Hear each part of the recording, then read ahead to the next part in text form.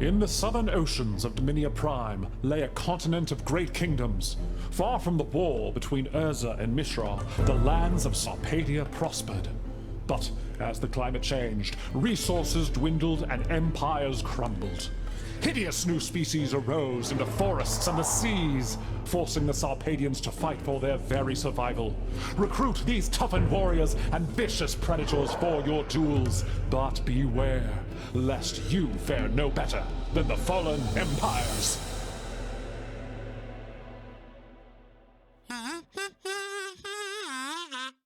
Magic is dying. In fact, according to public discourse, it's been actively dying for about 30 years. But probably the first meaningful actual threat to the game's existence was its 5th expansion set, released in November of 1994, Fallen Empires. Which was overprinted vastly compared to its predecessors. Stores had been receiving only a fraction of their orders thus far, so they were over-ordering to try to get a larger fraction of the limited stock available. But suddenly Fallen Empires was printed to demand, and that meant that while the Dark print run was estimated to be around 60 to 75 million cards total, Fallen Empires had about 300 to 350 million cards printed. The result was that the value of the set absolutely cratered. I personally remember packs getting down to like 50 cents a piece, $30 a box, and just to make sure I wasn't imagining that 30-year-old memory, I got on Google and I found various blogs and things citing the same thing. Yeah, so Fallen Empires came in 8-card boosters with an MSRP of about $1.45 each. I miss MSRPs. Yeah, me too. Yeah. Yeah, that was a different time. There were 60 in a pack, or in a box, so about $87 per box, and boxes were selling for like a third of retail. Yeah, and so I think that's pretty comparable to what happened last year with March of the Machine Aftermath. Yeah. As a consequence of all this, Fallen Empires is often brought up in discussions of what's the worst set ever. And from a business perspective, sure, it's a contender. But we're here to make a case that from an art and a flavor perspective, it is chronically underappreciated and is actually an excellent set. Yes. The first 4 expansions of the game are referred to as the Four Horsemen sets, drawing a dividing line to deliberately shut out Fallen Empires. But we're going to make a case that its legacy is just as great and it belongs in that pantheon. The set was an absolute tour de force for Richard Kane Ferguson. But also included some great pieces by Ron Spencer and Mark Tadine. Quentin Hoover, one of my favorites, Phil and Kaja Folio. The art director was Sandra Everingham, who was one of the original 25 artists from Alpha, who did Dark Ritual, and then Yawgmoth Demon in Antiquities. And Stormcrow. Oh yes, definitely. Another couple of interesting things about this set is it kind of introduces the creature type theme. Yeah. So we've had hints of that before in earlier sets, some of the Lords of Alpha. Yeah. This is a creature type heavy, what we would today call like a typal themed set. Yeah, and that was kind of the first time, it was definitely the first time that was the theme of a set. They were kind of new to having themes, mechanical themes in set at all. Like the Dark had no mechanical themes. Legends certainly had, legends, but but also saplings! Yes! We also get first mentions of characters like Turok and Endrick Sar. The first fling effect. The first card with Menace, effectively, approximately 20 years before that was keyworded as Menace. An early take on vehicle design. We have a Proto-Brainstorm card. Pre-Shroud.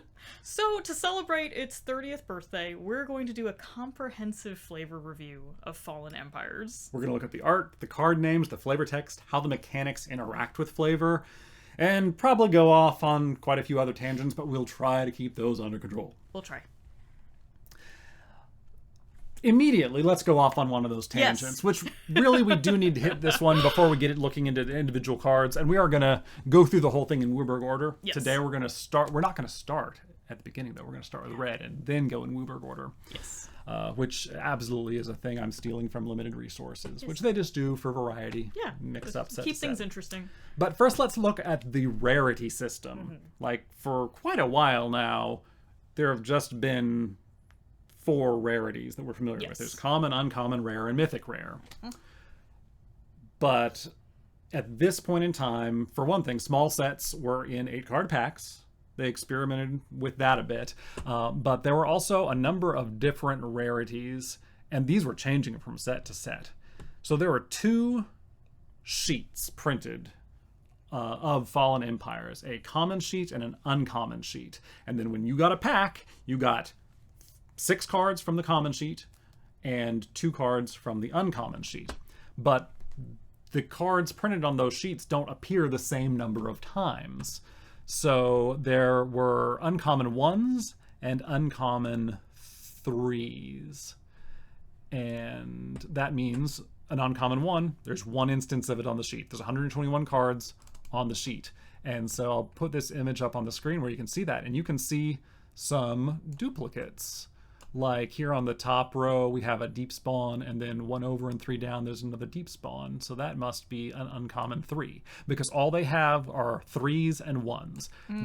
And that basically means if you really wanted to open one card in particular, it was an uncommon 1, the equivalent of a rare, you had a 1.5% chance of getting that card in any given pack you opened.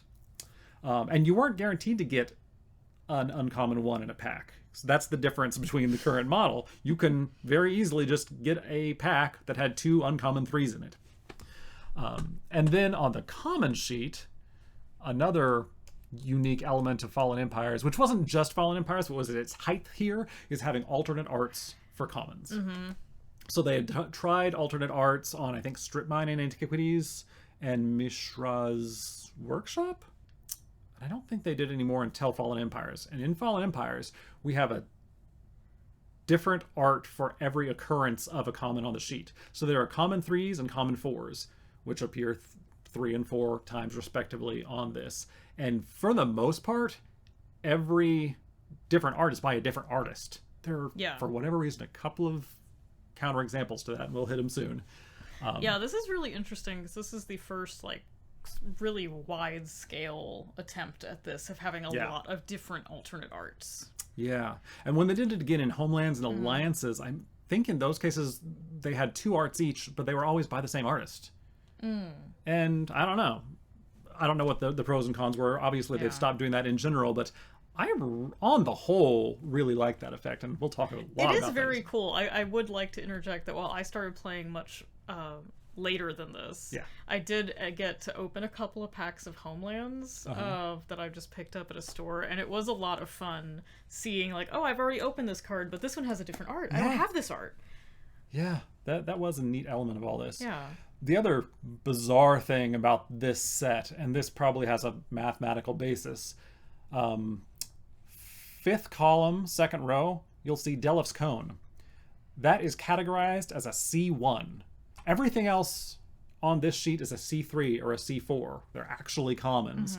But Delif's Cone is a 1 of on the sheet, which actually mathematically means it comes out in a pack at the exact same rate as an uncommon 3, because you have 6 shots, because there's 6 common slots in the pack at getting it in here, which is 3 times as many as the uncommon slots. So it's sort of like having that 1.5% chance you would have to open a particular rare, but you get 3 times as many chances per pack. And so the result is that when the commonality is simplified, I think Scryfall and most places that describe this don't break it down to C3, C4, U3, and U1 and everything. Most places just consider this an uncommon because it appears at actually the same rate, but it was on the other sheet. And so if you got a Delif's Cone, you got it in a common slot, not in the uncommon slot. So you would get 3 uncommons in that pack. Interesting. Yeah. So shall we move on to the red cards? Yeah, let's talk about some red cards. Yeah. So in each color, there are 2 adversarial factions. That's the whole point of the Fallen Empire, so that there are these civilizations that are at war with something, trying and eventually succeeding at destroying them. Uniquely, with red, there is a cohesive civilization, the dwarves, but their opposition is a combination of goblins and orcs. before this set, where we have all this support for creature types, Yeah. there were some cards individually. We've talked about them on our channel before. There was the cycle of the Lord of Atlantis, Goblin King, and Zombie Master in Alpha, each of which had a single card. Well, that's not quite correct. The Zombie Master only had Scathed Zombies to support. Okay, The Lord of Atlantis only had Merfolk of the Pearl Trident. But the Goblin King had both Montes Goblin Raiders and Goblin Balloon Brigade. But between then and Fallen Empires, Goblins actually got a fair amount of support. Zombies got one card in the dark, the Drowned, and it was in a different color than the other zombies. Merfolk got one card in the dark, Merfolk Assassin. But look at all these goblin cards that they made. There was one in Antiquities, and look at all that's in the dark. Yeah, there's a lot of goblins in that set. So much comparatively. So much so that they felt compelled, I guess, to make a goblin hate card in Tividar's Crusade, because you can't have all these goblins running around. And then, as sort of an aside, there was also kobolds in Legends. They just kind of went crazy and made like 4 or 5 different kobold cards. But that was really isolated to just that set, not seen before or after for a very long time, when we finally got kind of tribute cards that were calling back nostalgically to that era. So at the time, goblins are the only ones who really have that group support.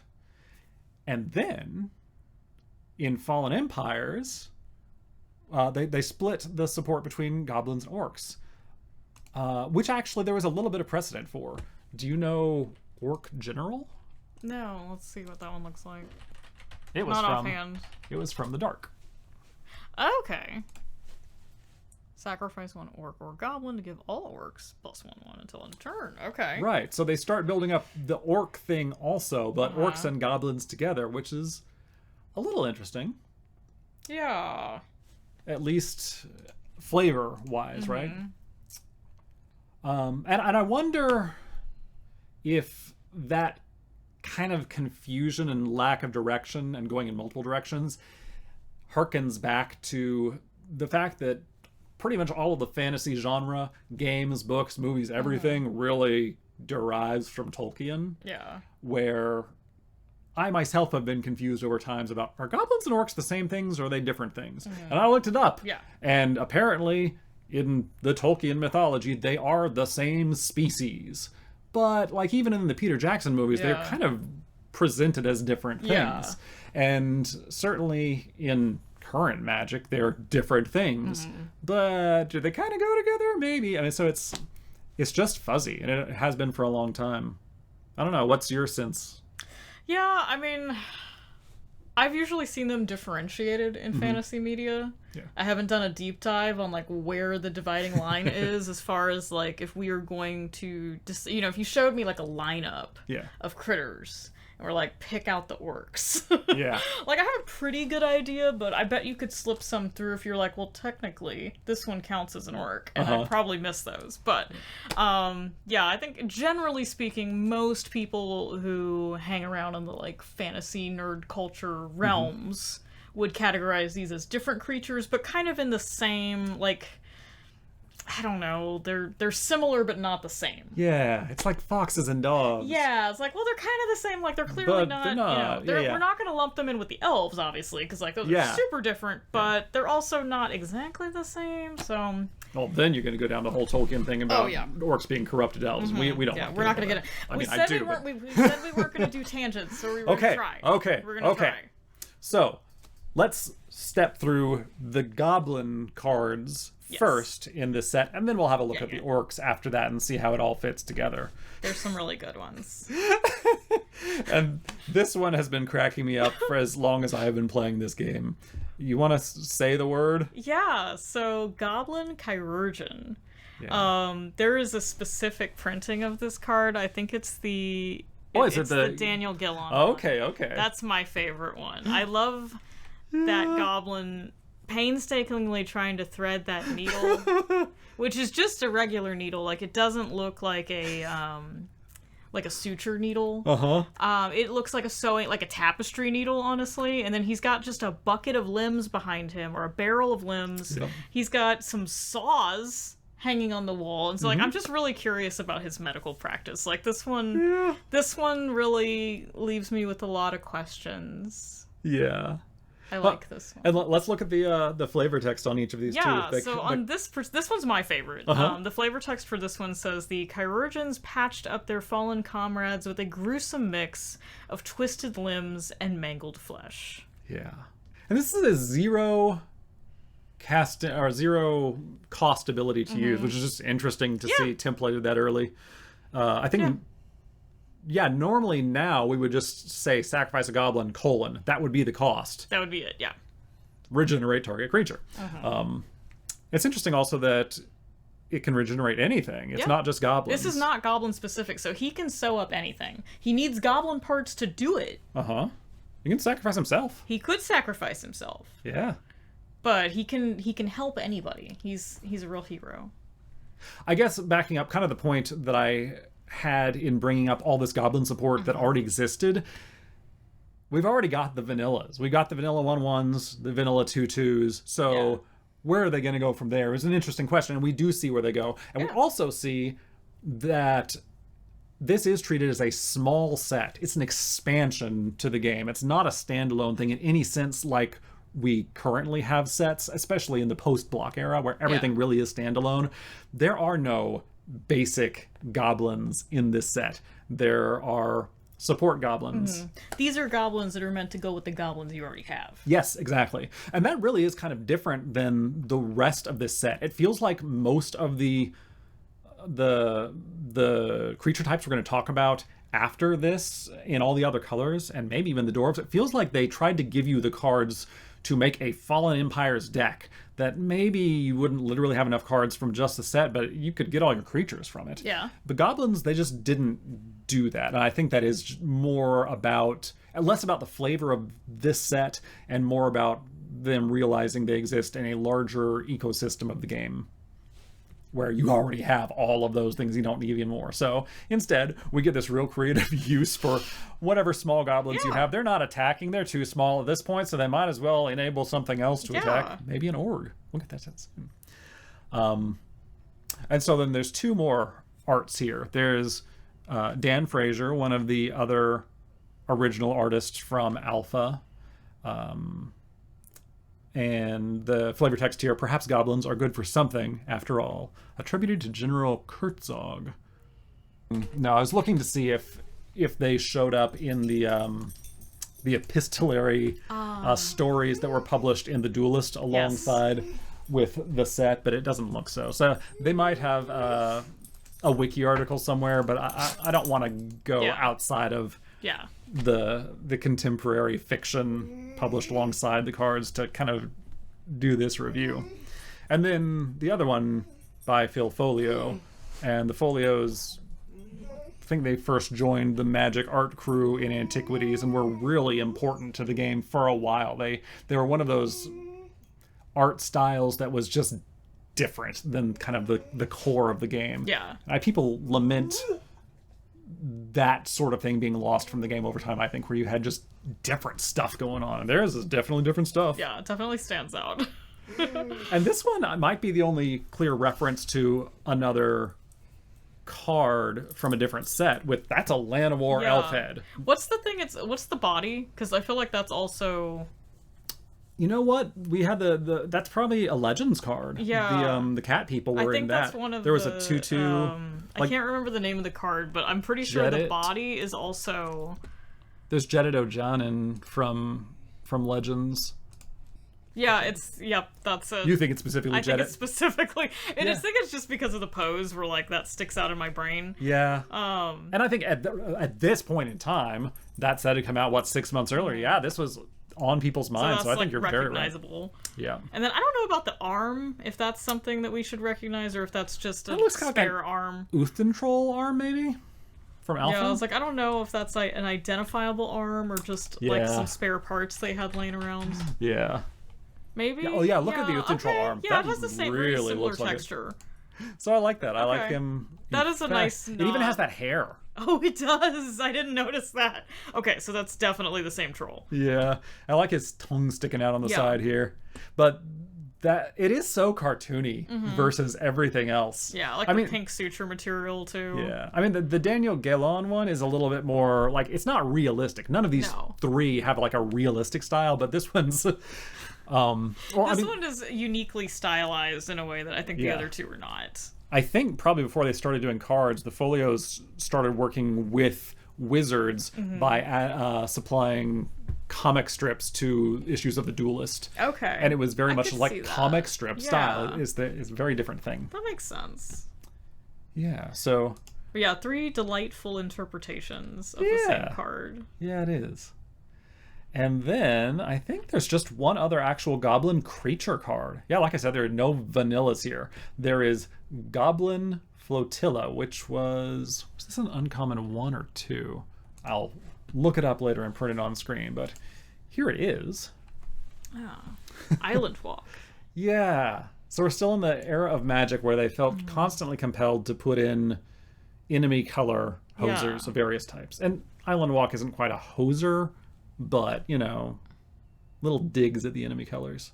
At the beginning of the attack, pay red, or any creatures blocking or blocked by Goblin Flotilla gain first strike until end of turn. Oh. So this is a 3-mana 2/2, which seems to have an upside with Island Walk, but they couldn't just do that. No. You have to have a way to bring it down, and what a way. This is quite bad. It is. It's kind of interesting, though, because in the flavor text, it refers to goblins being exceptionally poor sailors. Yeah. So, like, I kind of like it. Like, functionally, this is bad as a card, but I like that nod to like, oh, they're naturally not good at this. Yeah, this is my thesis statement for this set. A lot of the cards are mechanically bad; they're not competitive, but that's an amazing flavor. Yeah, that's great flavor. So, like, even on a boat where they should have Island Walk, they still suck at it. Yeah. Like, unless you are actively supporting them, they will just get owned by anyone they run into. Goblin hands. Yeah. Or they're not doing great. They're not thriving. Also, this is on the reserved list. That's something. Yeah. Yeah, and it's under $1, so yeah. Just want to point that out to anybody. Yeah. What else? What else is in this art? Because this is art that I have never really looked very closely at. There's some skulls in the front. Yeah, we've got some skulls in the boat. They're bailing water out the side. So I guess the boat is actively leaking. So yeah, they're probably not great at maintenance either. Yeah, probably not. Interesting. The guy rowing looks kind of unbothered, to be honest. Yeah, he kind of has a little smile. Like, given the situation, he seems pretty unconcerned. Yeah, this one who's bailing water also looks kind of happy. Yeah. The other one kind of grumpy. Yeah. But that's fair. I like the water, that sort of greenish. Yeah, it's a nice water. That's an interesting color. Yeah. Okay, so that's it. That's all the actual goblin creature cards. We have a few more goblin themed cards, goblins in the name. And okay, so Goblin Warrens, you want to read out what that one does? Yeah, so this is an enchantment for 3, 2 in a red. Once you get it out there, you still have to pay. You pay another 2 in a red to sack 2 goblins to put 3 goblin tokens into play, and you treat them as 1/1 red creatures. Yeah. So there were tokens in the game before this, before Fallen Empires. All the way back in Alpha, there was the Hive, which made a 1/1 token for 5 mana. It was flying, though. I think there was probably a lot of apprehension in early design that giving people a way to do unlimited anything could probably get out of hand, so they'd better cost it real prohibitively. And that seems to be what they did. And so then you see some cards in Legends that did the same thing, where you could, with the Master of the Hunt, for 2 green, make a 1/1 green wolf token. Did it have banding? With bands with other wolves of the hunt. So, nice. Right. And there was Boris Devil Boon, who also for 4 mana, including a red and a black, could make a 1/1 demon token. And there were a few other cards making tokens. Some, like Stang, were making clones of themselves. And like Dance of Many made a token that was a clone. So they were experimenting with the different things you could do with tokens. But in Fallen Empires, there is 1 token maker per color.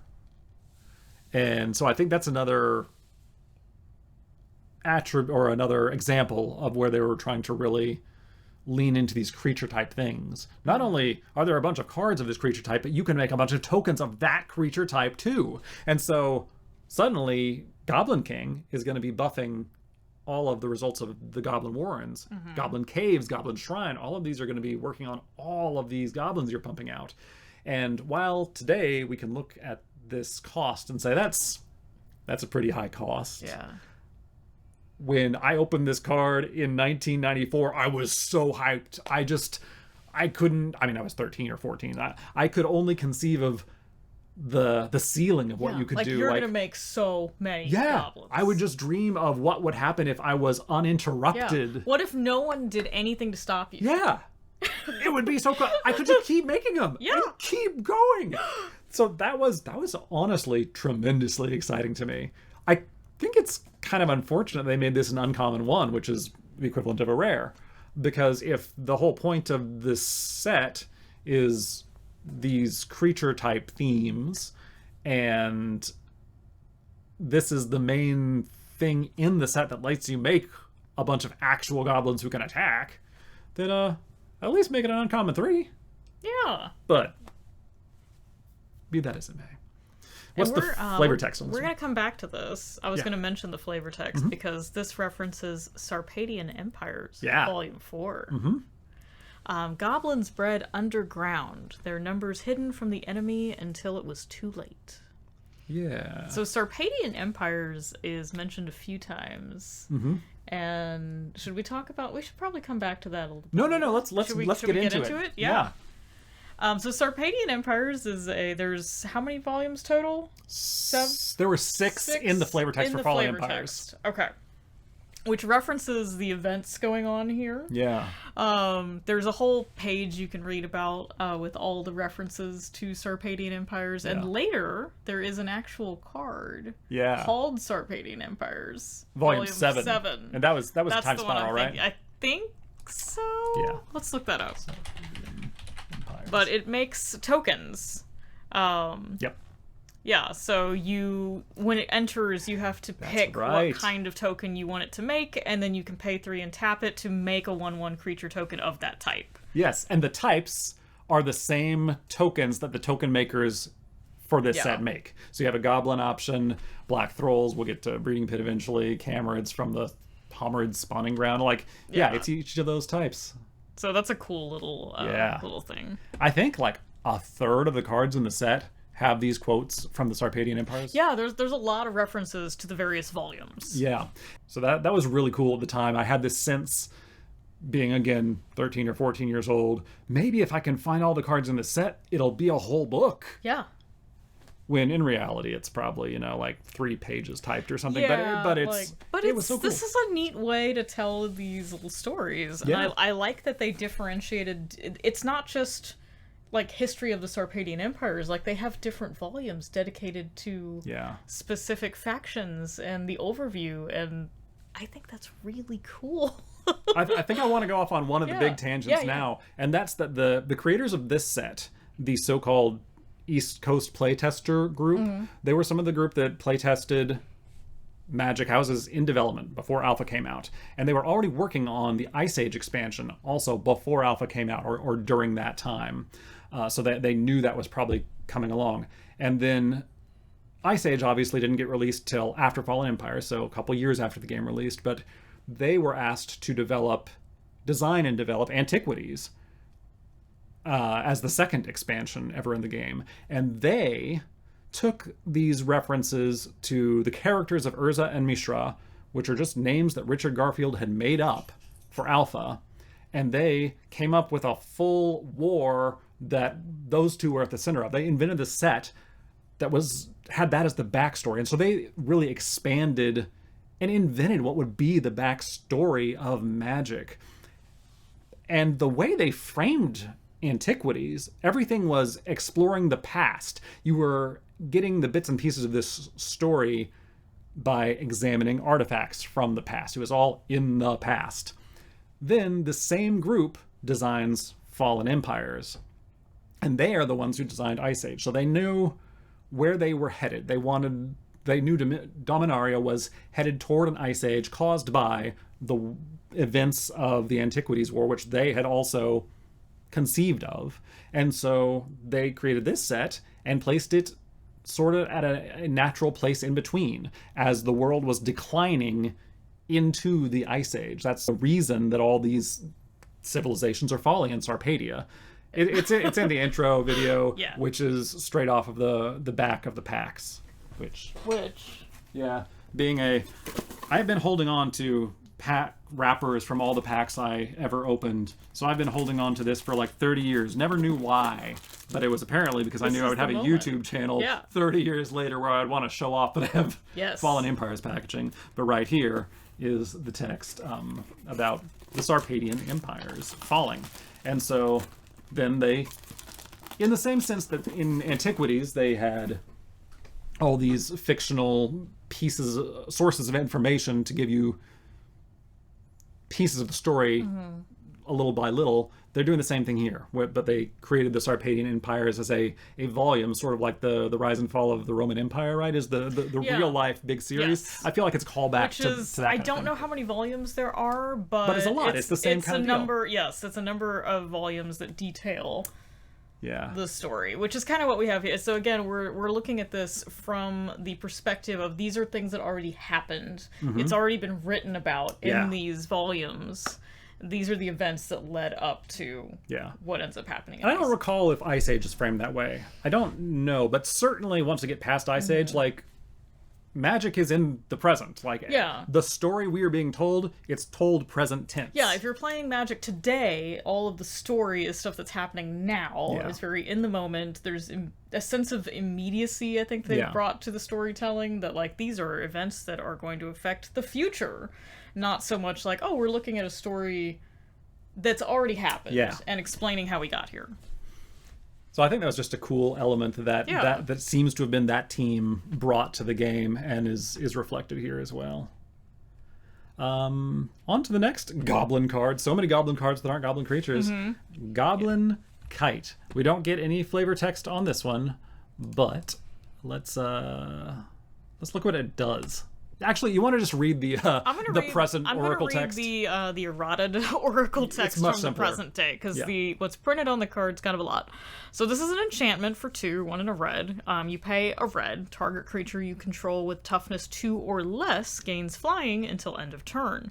Flip a coin at the beginning of the next end step. If you lose the flip, sacrifice that creature. So yeah, this is a fun little price to pay to give your tiny creature flying. I wonder when Flip a Coin started. I feel like there might have been something in alpha, because we certainly had like the Chaos Orb and some other nonsense, so maybe it predated this, but I also wouldn't be shocked if this was the first Flip a Coin card. So I'm just doing a Scryfall search. Oh, is it this one? It is. It really is. This is the first Flip a Coin card. Yeah. And what a incredibly goblin thing, right? Yeah. Because this is an ability that kind of comes to be not exclusively associated with goblins, but later we have coin flip stuff with Krark. And Krark is certainly a goblin, yep. The other one that stands out to me is Cindersplit and Oakon, but he's not a goblin. I think he's a giant or something. And then Cindersplit is a homunculus. But yeah, this is kind of I like this idea as kind of, we frequently see goblins presented as like there are many of them. Yeah. They're not super strong. They're often small in size, and they're not always very bright. But they're just numbers. They just have numbers on their side, and they are brash. And, they're going to get up on this very poorly made kite. Like, look at the mechanics of this kite. He is not worried. Brash is right. This kite has holes in it. There's skulls on it. That's not a good sign. He's standing on like a 2x4. He's standing on a 2x4 that's like tied to another 2x4. He's just balancing. And he's just kind of doing his best up there. And he's like dumping out a basket of sludge and awful. So, this is a real, like, literally toss of a coin. Does he make it or not? So this is another great flavor win, which, like, mechanically not a great effect to pay 3 to give another creature flying, and then maybe you have to sacrifice Well, it. you can use it lots of times. But you can use it lots of times, and I think it's a really nice flavor.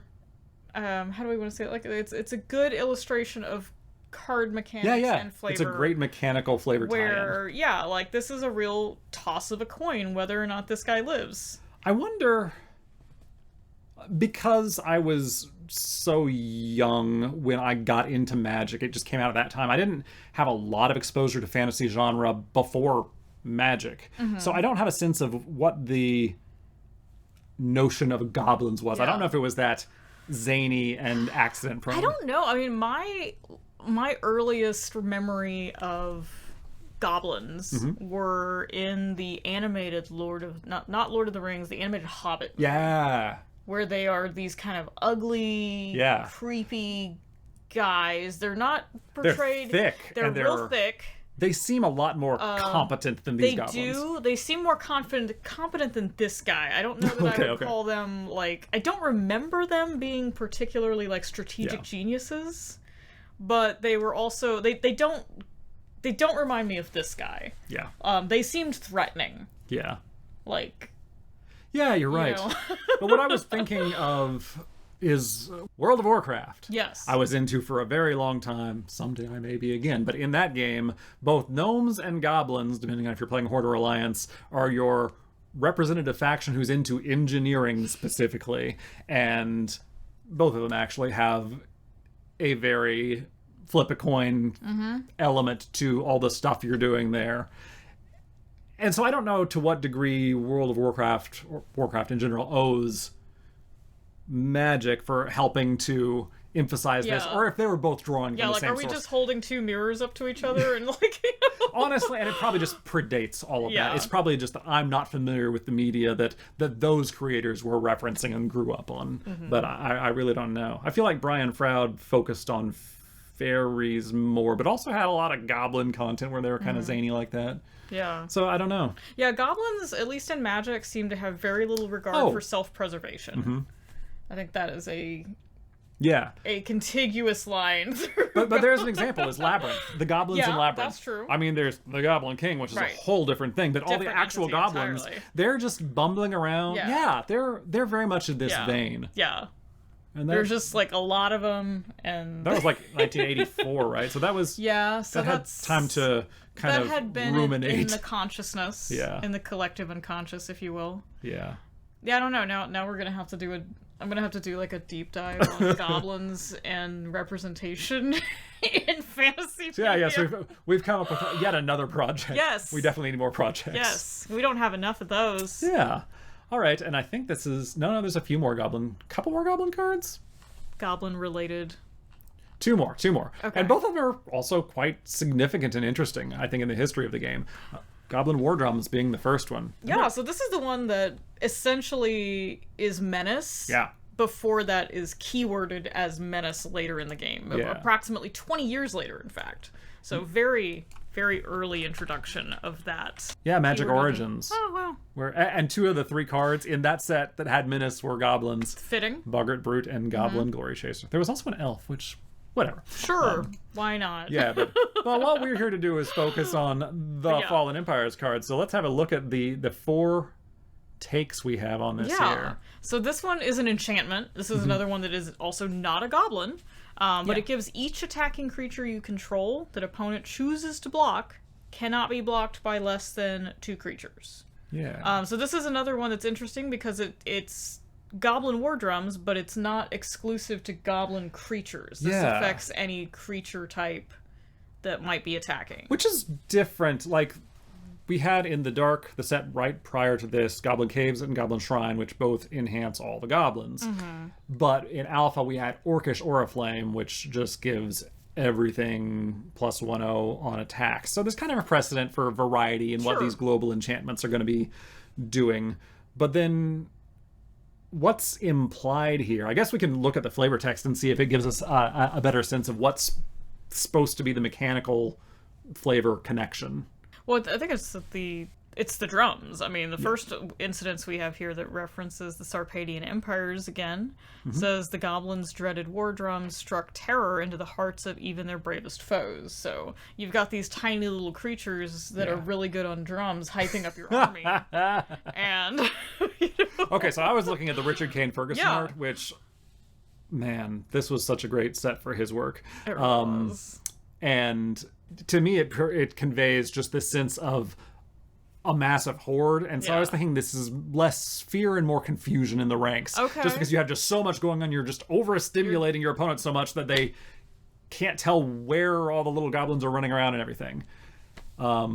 And the flavor text on that one: defending the outer trenches, we strained our eyes in the darkness. All we could hear was the drum's terrible pounding. Dobbs on my right broke first. Soon we were all heading for the walls. Attributed to Corporal Peter Douglas, court-martial testimony.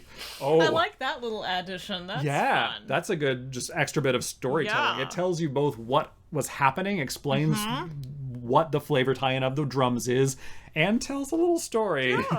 Yeah. Grim. This one has art by Heather Hudson. The war drums enabled goblin and orcish armies to crush the sparsely defended dwarven cities. That's not as informative. Yeah. Those goblins are easily having the most fun here, though. They are having a great time. I feel like the Dan Fraser and Heather Hudson arts are less intimidating. The Richard Kane Ferguson one, like that one, I really like the way he illustrated the drums in this sort of chaotic battlefield. But surprise, this one's a C4. There's a fourth art. Oh, there is another one. Yep. And this one's flavor text: when creating a new war drum, goblin designers sought out the highest quality skulls. Sarah Angel skulls, callback to Alpha Creature, were most highly prized, although most acknowledged that the skull of the exotic sea serpent made for a richer tone. And they capitalized sea serpent, so we know that it's actually the blue 5/5 card, the sea sea serpent. Oh, that's cool. Yeah, okay. That's really I guess that cool. implies that Sarah Angels are huge and have giant heads? Yeah, because the picture, I mean, we don't know how big this goblin is. That's true. Maybe it's a small goblin and it's just... The drums are large and appear to be made of skulls. Mm-hmm. So I don't know. Are Sarah Angels real big? I don't know. I don't think so. Are they, like, really tall? I don't know. Yeah. That's interesting. Yeah, so that's the war drums. And then that brings us to the last goblin card, and probably actually one of the most significant from this set in terms of having an impact. It's the First Fling Goblin Grenade! Yes! So what does that do? So this is a sorcery for 1 red, and it says you can sacrifice a goblin to have Goblin Grenade deal 5 damage to 1 target. I guess I keep talking about fling. I ought to clarify exactly what fling is in case anyone doesn't know. I think it's 1 and a red. I think it's an instant. I believe it's an instant speed. Yeah. And it says, as an additional cost to cast this spell, sacrifice a creature. Fling deals damage equal to the sacrificed creature's power to any target.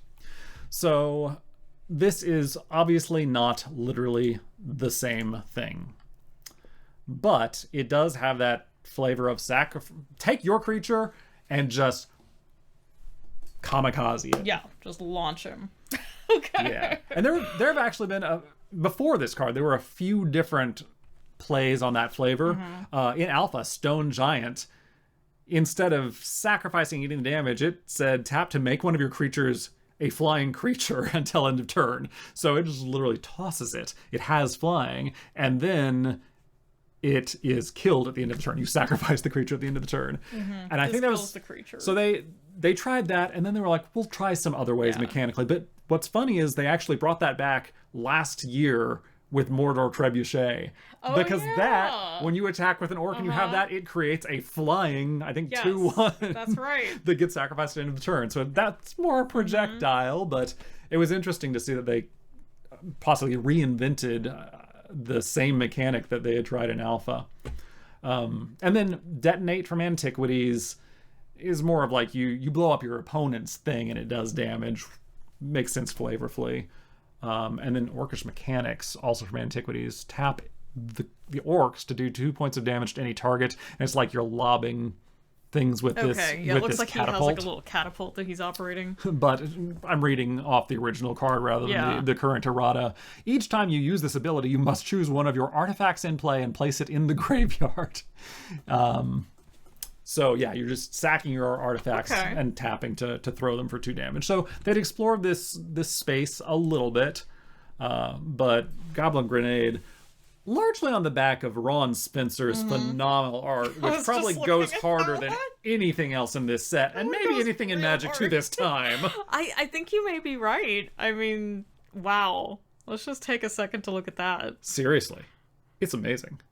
But yeah, on this specific iteration, it's the flavor text says, according to accepted theory, the grenade held some kind of flammable mixture and was carried to its target by a hapless goblin. So again, we've got kind of this like, here, hold this. Yeah. Yeah. Hapless. That implies the goblin does not know what it's doing. Yeah, so another goblin probably Yeah. was like, here, take this to that guy. That goblin looks like it knows exactly He looks what like it's he doing. knows what he's doing. Yes. Yeah, that goblin looks aware. Like most of these flavor texts seem well paired to the art. Yes. That one, all right. Yeah. But I seriously, this may be contender for best art, and it's just in the set, and it's I think just it's a phenomenal. real strong choice. I have been staring at this card for 30 years. It is so cool. Yeah. And then we have 2 other arts. And the Christopher Rush one is interesting because I spent a lot of time looking at the artist's other cards who contributed art to this set over the past few weeks as I've been preparing for this episode. And this is so bad. This goblin, Christopher Rush, my point is he has an incredible range between his best work and his weakest work. And this one just, I don't know what it is. A lot of his textures, especially earlier, just did not seem to be up to Magic card quality to me. That the texture just looks, I don't know, it doesn't fit on the card. I want to find like, okay, we will hit his other fantastic work when we get to the Thralls in black. So I don't want it to feel like I'm just picking on him. But this one, I don't know. It's like it doesn't have eyes, but it's not supposed to be a zombie or anything. But just the faded sockets. It doesn't have a nose. That doesn't really fit with any of the other goblins in the set. Yeah. I don't know. The fireworks, they're kind of fun. It does have kind of a comic-y fun vibe in the same way the Folio's art does. But Yeah, there's something about this one. I can't quite put my finger on it. A lot of areas of it feel really flat in an unintentional way. yeah. And like, in case you are not aware who Christopher Rush is, like, he has done some really iconic works of art, Yeah. such as Black Lotus. Right. And like you said, there's a huge variance depending on like his weaker stuff like this and his really strong pieces. So I don't know. I don't know if he was just maybe like trying something out here and it didn't quite land, or I don't know. But yeah, this is in my opinion not one of his better pieces. But it does this goblin though, like flavor wise, also kind of feels like he knows what's up. He's got a bunch of like explosive fireworks stuff strapped to his body. Yeah. And he's holding onto the little fuse. And like just his demeanor expression, like he looks like he knows what's going on. Yeah. He doesn't look surprised. And only the Dan Fraser art, one really truly looks clueless. It is holding something that looks like a grenade to us, obviously, and it's just this happy little, look at this thing I got. Look at this. Yeah. And then the text on this is really fun. It says, I don't suppose we could teach them to throw the cursed things. Yours daughter? Is that a J or a... That looks like a J. Okay, yours daughter. Yours daughter. Yeah. But yeah, like, could we teach them to throw it, or do we have to make them run in with it? love Is their that. aim that bad Yeah. that they can't throw the That's grenades? that's a good flavor match. Yeah. The Christopher Rush flavor text is, without their massive numbers, the goblins could never have launched such a successful offensive. Also a Sarpadian Empire's entry, which is the Sarpadian Empire's entry is, they're not funny generally for the most part. They're just interesting, and they flesh out the world. Yeah. And that is the end of the goblins, but that's only like a quarter of the red cards, because then we also have orcs and dwarves to get through. So orcs, there were a few orcs before this set, but not many. Well, I guess I was just saying there were only 3 goblins, and they were the most popular creature type in Alpha, well, there were 2 orcs, so that's more than nothing. There were the 2/2 Ironclaw orcs for 1 and a red, can't be used to block any creature of power more than 1. So world building there, they're cowardly. And in fact, the flavor text says generations of generic weeding have given rise to the deviously cowardly Ironclaw clan. And then Orcish artillery, which kind of gives them the same flavor as the goblins. It's tap to do 2 damage to any target, but 3 to yourself. Oh. Which, I don't know, maybe that's supposed to demonstrate more of an imperviousness to pain, or just not caring about it, rather than, like, ineptitude with mechanical devices. But then... Does that one have a flavor text? I can't tell. Yeah, in a rare display of ingenuity, the orcs invented an incredibly destructive weapon. Most orcish artillerists are those who dared criticize its effectiveness. So that seems more of a conniving, competent thing than with the goblins. It's a little bit. Okay, so I mean, I could see that kind of hinting at a culture that's like, I'm willing to hurt you even if it hurts myself more. Yeah. Like spiteful, maybe. Right. Yeah, and that's in line, I think, with the sense of orcs that we get from the Tolkien world, where the Uruk-hai they're are like orcs, a more vicious version of goblins. They're bigger. Yeah. And then they're physically bigger too. Yeah. They're like in Alpha, both goblins are 1/1s, and these orcs are a 2/2 and a 1/3. And then mention the orcish mechanists. Mechanics or mechanists? Mechanics. Okay, the ones who fling artifacts from antiquities, and then in the dark we've looked at the orc general. Also a 2/2. And just the existence of a general implies more cleverness or shrewdness, I think, than the goblins themselves. And that one, sacrifice an orc or a goblin to give all orcs 1/1 till end of turn, also implies that the orcs know what's up and they can make the goblins do whatever they want. They can be their little and they can sacrificial... exploit goblins. Yeah, exactly. They can gain. exploit them. Yes. Nice. Call forward. Yes. So that's what we knew about the orcs. There was also Orcish Oriflame, just the enchantment in Alpha, but it didn't have any other tie into orcs. It's just an aggressive card. When you attack, your things are better. So, this set, this creature type definitely does get just... It's not literally a vanilla creature, but it does get a workhorse. These are the things you would fill a deck with that are just that creature type that you can play to the board and then attack with them. And that's the Brassclaw Orcs, of which there are 4 variants. This is a weird one where one artist did 2 versions, Rob Alexander.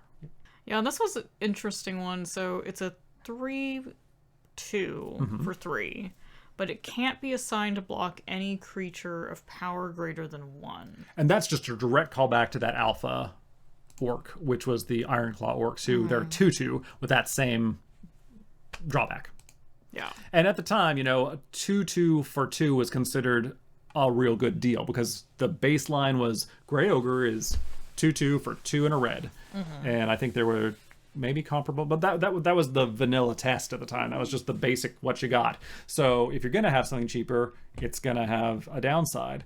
And so the Ironclaw orcs are cheaper for a drawback on the same stats, but the Ironclaw orcs are the same cost as a Grey Ogre, but you get an extra power, but then the drawback.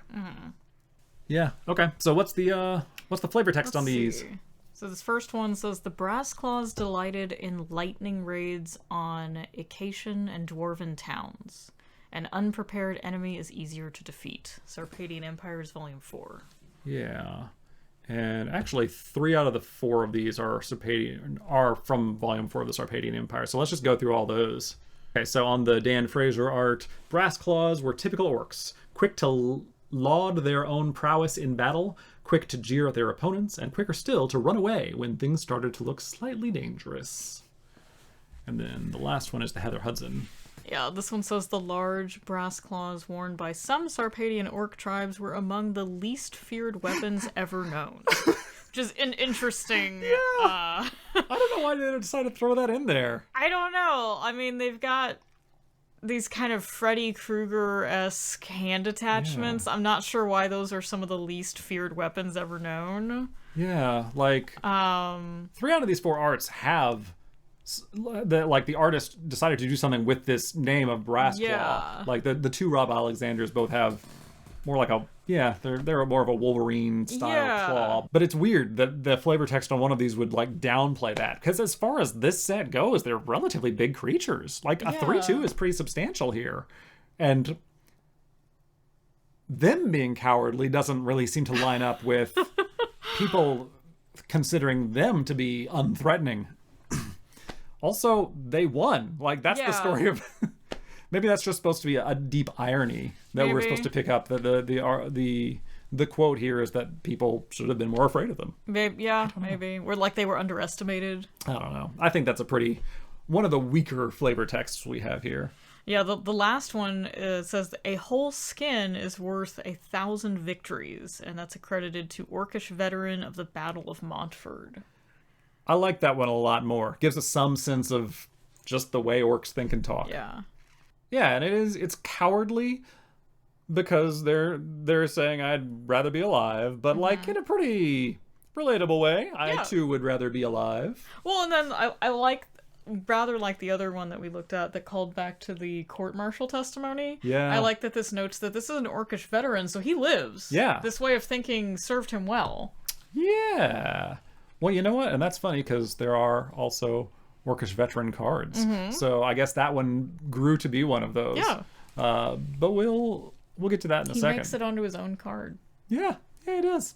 Which not everybody does. So we saw in the dark the Orcish general. Here we have an Orcish captain. This is an uncommon 3, so the equivalent of a modern actually uncommon. And I love this thing. It's such an ugly little baby. I don't know. This is just about my least favorite Mark Tadine art. Really? Like, Mark Tadine is fantastic. Yeah. We have a shared love of Winter Orb. Yes, we do. But this just looks like, does this person know what anatomy is?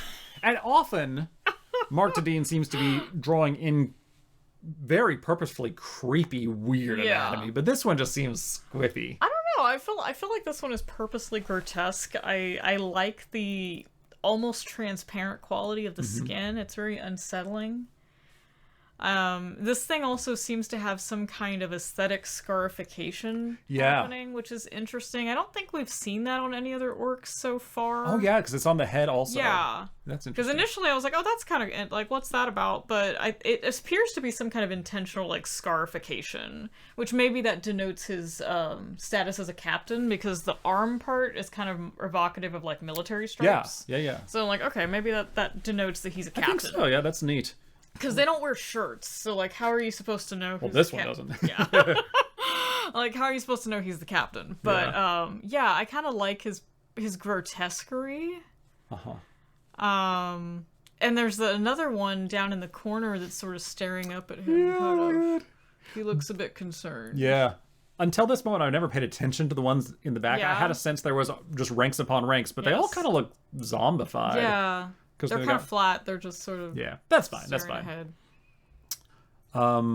There's a chance to win every battle. Which is true. Yeah, so here we are back to kind of the goblin mechanic of flipping a coin. Yeah. So maybe it's wrong to say Goblin Kites invented it. Like, Fallen Empires invented it. But it was on multiple cards. But choose a target orc. Well, pay 1. Choose a target orc. Flip a coin. Opponent calls heads or tails. If the flip ends in your favor, that orc gets +2 to power. Otherwise, they get -2 to toughness. So there aren't a lot of big creatures at this point in Magic. That orc's gonna die. Probably. So either you get a little advantage this turn, or it's just dead. This does not seem like a good deal, but it is fun, and the thing's a 1-drop. Yeah. Maybe that's okay. So I think that tracks then. That's why that orc in the corner looks nervous, is because he's probably the target orc. Yeah. Because the captain is not the one targeting himself. No, he could. He I could, suppose, but he's not gonna. Yeah. He's not gonna. He's gonna target that guy. Yeah. And that guy is hoping for the best. Yeah. So what did the general do again? The Orcish general from the dark. The general, you sack an orc or a goblin to buff all orcs. Yeah, this is way worse. Yeah. So this is The general's way better than a captain, which tracks. Yeah. Okay. That makes sense. Yep. This All one's right. just so, like, pink and pasty. I know. Like, the rest of It's- them don't look like that. To keep referencing Tolkien, this Yeah. is like the Peter Jackson adaptations with, like, I think shows up in the second and third movies, and it's one of the, like, in-charge orcs who has just those gnarly growths on their face, but they're also kind of albino. They got the pale... Yeah, it's like, this one is just straight out of the flesh fat. Clearly, like, Peter Jackson was referencing Fallen Empires obviously. when consulting Yes. with Widow Workshop. Yes. He brought this card with him and was like, this. I imagine, yeah. As one does. I mean, sure, he just has a whole bunch of Fallen Empires laying around, right? Yeah, who wouldn't? Yeah. Mid-90s. Yeah. Orcish Spy, a common 3. So there are 3 variant arts for this one. Oh yeah, and this one contains the first reference to the Volume 1 of the Sarpadian Empires on the Daniel Gellon art. No, this is interesting. So this is another 1-drop. You tap this creature to look at the top 3 cards of target player's library, and then return them in the same order. Yeah. So you're not doing any manipulation, you're just getting a little glimpse of the future. Yeah. The flavor text on this first one says, Orcish armies often employed the smaller, swifter, and less intelligent goblins as spies. Now, I think we've already established, the baseline is goblins are not known for being particularly intelligent. So it's quite interesting that they're really targeting, like, the bottom percentile of goblin intelligence for espionage and spies. Yeah. Yeah, that is something. But, like, look at this goober. Like, But look also- at what he's wearing. Okay, but the type line says summon orc. Yeah. And the flavor text is talking about employing goblins. So that's, once again, just kind of confusing the two and mashing it all up. Like, it doesn't matter. We're going to treat it as the same. but, like, I love what this creature is wearing for spy activities. Yeah. It's very subtle. It's very subtle. No one is going to suspect him of anything untoward. And, I mean, he's not really doing anything untoward except just looking at your library. Yep. And also, this card was introduced into a world where Glasses of Urza had existed since that's Alpha. true. For no color restriction. So I don't know why this card exists, but it's fun. It is a truly one-drop fun. for one. It's funny. Yeah. It's like the recurring theme. Like, mechanically, it doesn't really have a needed role in the game. They didn't need it, but flavorfully, that's funny. Like, I like what it does. And then there's the Susan Van Camp art with the flavor text. Yeah, they're ugly. They desert in droves, and their personal habits are enough to make you sick. But I'll say this for orcs, they make great spies. Okay, so this one is an actual orc spy. Yeah. And this one's highly complimentary of it. So I presume there were multiple flavor text writers, and they were not always entirely synced up. Yeah, because the next one we have is got some Pete Venter's art, and this one looks surprised a bit, like he's been found out while looking at what honestly looks very similar to the map that they use in The Hobbit. Yeah. Vaguely, I'm probably just projecting that, but this one says, "You idiot, never let the spies mingle with the orcish regulars after completing a mission. Now we'll never get them to fight." Yeah. And again, this is quoted as attributed to General Kurzog. Yeah, and this implies the orcs are... This fits into that whole cowardly theme, where, if they find out that there is a formidable opponent, they're not in for it. Yeah. So that I like that as being consistent and continuing to tell the same story. I'm trying to look up Ivra Fur's Yours Daughter again, because I feel like that character is referenced. There's Captain. Here it is. Daughter. Yes, that's right. So this isn't, I think, made entirely clear in the cards, but the stories they published in the Duelist at the same time, and I'll put a link to that on the Internet Archive in the video description, includes these short stories as told in a series of letters between the factions. And the civilizations, though, Like, the Ebon Hand is clearly at odds with the Acacian, primarily civilization in the general sense, but here they're pretty cooperative and referencing, despite our past issues, we're all trying not to die now, so let's work together, okay? And so one group sends this mercenary company headed by Ivra Yorsdottir, and they defect and just end up fighting for the goblins. And they mentioned that the dwarves are the first to fall of these 5 civilizations, and it's clearly in large part because Yorsdottir just switches sides, presumably for more money, and just fights with the goblins and orcs. And so that's how she has this insider information on the Van Camp art, I guess. Spies. Now to the Orcish veterans, which that one brass claw orc managed to become. And this is a common 4, so there are 4 art variants here. Schuler, Fraser, Benson, and Hoover. Yeah. All right, so on the Douglas Schuler one, we have... let's start with what it does. Yeah. It's a 3-drop, 2/2. Can't be assigned to block any white creature or of power greater than 1. Okay. Well, this is interesting, because historically, usually it's the, like, black and white that have their issues... Well, another. I know there's a few that kind of... Well, it's all the enemies that are across from each other on the back of the card. Yeah. And so this is a pair with enmity, but I think it's weirder here that rather than having a red card that punishes white, you have a red card that's just weak against white. Yeah. But you can also pay 1 red to give it first strike till end of turn. Yeah. So there's that. Yep. This first one, the flavor text says, orcs are not exactly known for their valor. Although most orcs have seen countless battles, only a handful have actually fought in them, which kind of continues that storytelling that these guys are out at the first sign of things going south. And that is a nicely consistent through line. Yeah. It doesn't really line up with them completely overthrowing the dwarves. It doesn't. But I guess the idea is just strength in numbers. There were just so many orcs and goblins who rose up. Well, and I think also, like, if that's their reputation and you're not prepared for them or taking them seriously at all, like, I could see how that could not play out in your favor. If you're like, oh, we don't need to worry about the orcs. And maybe this external story from the duelist about how the mercenary company joined them is really integral to how they managed to actually pull off the victory. Yeah, because it sounds like from everything we're reading flavor-wise, if I was on the dwarf side, I would be like, we don't need to worry about these guys. Like, seriously? Yeah, like, and so they don't take them seriously till it's too late. You want me to send all my guys out there to fight the orcs? Like, they're not even going to make it to the gate. That's a good point. Like the Sarpadian, the historians, the people recording things, that probably aren't going to be part of these invading civilizations, these orcish ruffians. It's the descendants of the dwarves, or the survivors of the dwarves, or whatnot, or the notes left behind by the dwarves. So we hear their perspective. The Dan Fraser...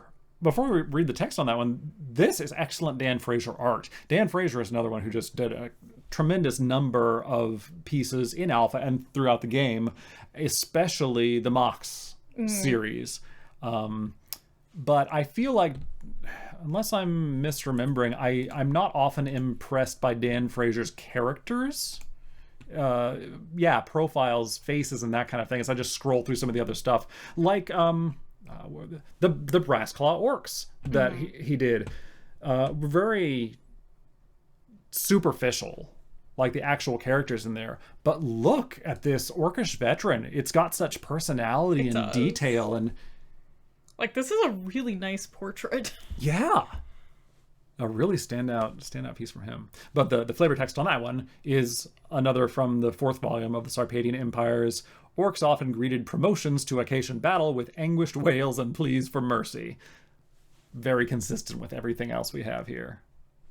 And this next one, this has the Quentin Hoover art. Yeah.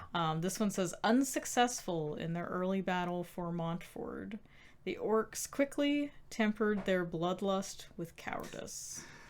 And which, again, I was like, this is not telling a story that makes these guys sound like the conquerors. No, but it's pretty inconsistent. And I love Quentin Hoover, but this is not particularly remarkable Quentin Hoover art. It's fine. But I love Quentin Hoover's, Vesuvian Doppelganger and Regeneration and stuff like that. And we're coming up to another one of his that is interesting, more interesting here in a minute. But for the last orcish veteran, Melissa Benson, who that's the Sheevan Dragon artist, right? Yeah, like. And I really like this one personally. Yeah. Art? I like the lights, the light in this, and the armor. The decision to put the perspective with him looking back at us. I think that's pretty cool. It's a really different anatomy for the orc too. There just clearly isn't. There wasn't a style guide like there is now, where a particular species on a particular plane has a look. Yeah, there was clearly a lot of freedom They're generally green. Most of the time, they have kind of pointy ears. They're usually more like a muscular build, but that varies. And this one's kind of bat-like in its face and ears and everything. I like it. It is this cool. one actually reminds me of a pit bull with like cropped ears. Yeah, that's kind of what I see. And look at the flavor that the artist has put in the storytelling in the picture. Because look at the back of the shield; it's a bunch of like tally marks. That's interesting. So this one's flavor text says, although models of courage for orcs, the veterans quickly learned to fear the swift justice of their Acacian enemies. I think the Acacians were supposed to be the last civilization to fall, so maybe that implies that these veterans, they actually managed to develop some expertise, some veterans, over the course of these wars in Sarpedia, but in the end, they kind of met their match. It's a good comment to end on, and I think that as our last orc, and that leaves us to, well, there's still the dwarf faction, but the raiding party, I wasn't sure whether to put it with the orcs or the dwarves, but mechanically it's not tied to either one, but artistically definitely orcs and goblins. So this one is a choice. Yeah, I thought the same thing. Show us some orc butts. Yeah. Like really deliberately. There's no real reason to frame raiding party from behind the characters behind the action, but we sure did. Yeah. And we're just muscular butts. Very. It itself it's another color hoser. Raiding party may not be the target of white spells or effects. It's 2 and a red for an enchantment. And it gives you the activated ability at any time to pay 0 and sacrifice an orc, which again we now write as just sacrifice an orc is the cost, : destroy all planes. All planes. A player may tap a white creature to prevent up to 2 planes from being destroyed. Any number of creatures may be tapped in this manner. This is so convoluted. Just that, from that perspective, this is a terrible card. Yeah. But the story it tells is pretty cool, and that's that the white creatures, which we know in this set is pretty much the Acacians, the human civilization, they are having to guard their lands, the plains, because the orcs are being thrown at them. The orcs are going to just raze them, just destroy everything. But if the Acacians are there, if you have some white creatures, you can use them to defend. Yeah. They can like hunker down and defend their land. Oh, yeah, I like that. So the mechanics do tell a good, flavorful story, but just in turn, I can't imagine people using this card. I should put this in the commander deck just to mess with people, and it's going to be so hard for people to understand what's happening. I was just trying to figure out if there was some way I could jam this into my Zozu deck, and like just for that exact reason. I was like, what kind of chaos could I cause with this? It's 17 cents. Go for it. What? Yeah. Zozu's a goblin, though, right? Zozu is a goblin. You gotta have some orcs in there. Some orcs. Yeah, I think it's worth it. You should do that. This feels like it would just be such a weird thing to do. This feels like it should be on the reserve list. It does have that feel.